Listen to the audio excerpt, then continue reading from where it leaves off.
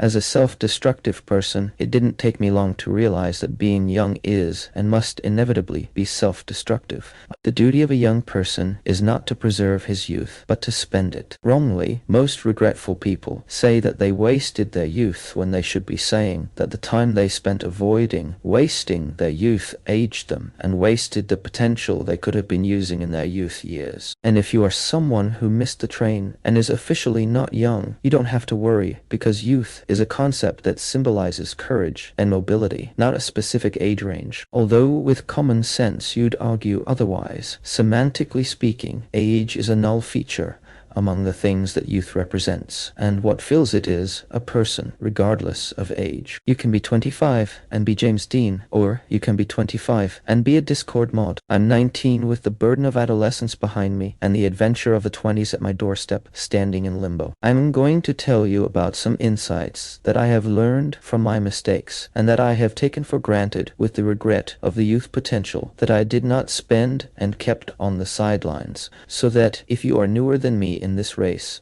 you will make fewer mistakes than me, and if you are at the same point or ahead of me, you will wise up with me. First, to understand youth as a concept, we need to understand what a concept is. A concept is an architecture of perspective. It takes immutable values as its basis, stereotypes as its niche, ways of applying the concept, cultural point of view as its furnishing, and within this planning, the individual decorates and interprets the house to be built in his, her own way. And maybe the reason why modern man needs a tutorial for almost the most basic things is because he has filled the house with so much decoration and still has no settled interpretation in his mind. But more as a driving factor, the real problem is that in almost every house, there are furniture that is a house within a house, and that reduces the actual house to the function of a door. The most obvious of these is the internet. At the end of the day, when you are alone with yourself, boredom is the perfect motivation to spend your youth, but we immediately destroy this opportunity with an internet connection. The internet offers the possibility of spending more time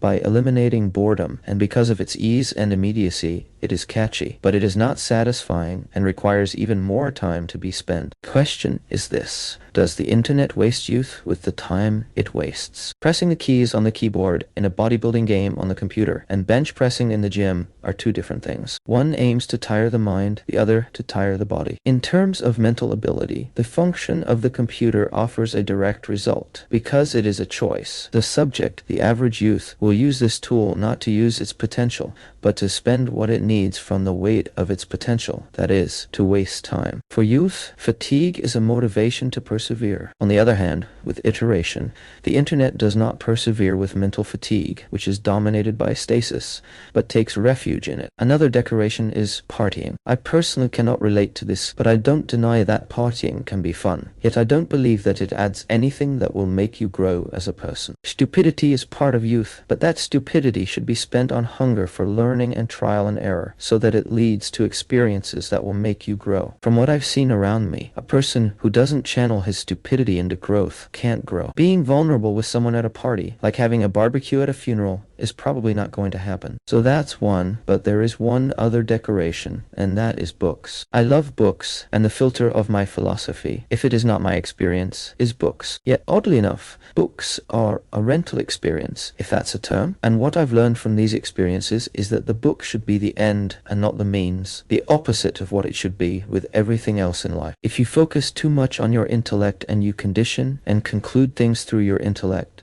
you become alienated in your cognitive empathy because you are too caught up with the intellect, and your ego has made you stand out as an intellectual and isolated you as a special case in relation to others around you. In the same way, the act of reading has turned into a search for flaws, and its value has diminished in the face of your growing ego. Cognitive empathy is the type of empathy practiced by a professional psychiatrist who, as opposed to feeling and sharing the feelings of the other person, as in emotional empathy as we generally know it, will understand the feelings of the other person and summarize them to educate the other person or himself. It's basically the difference between knowing and feeling. Books help with a lot of stuff, but emotion regulation, because knowing that fasting is beneficial and the decision to fast is two fundamentally different things. Because what controls your fasting is not the knowledge that fasting is beneficial, but whether you are or not in the mood to continue this beneficial thing. Reading Nietzsche and then using not his philosophy but his own life which he rationalized in his philosophy as a role model versus using the book as a means to an end project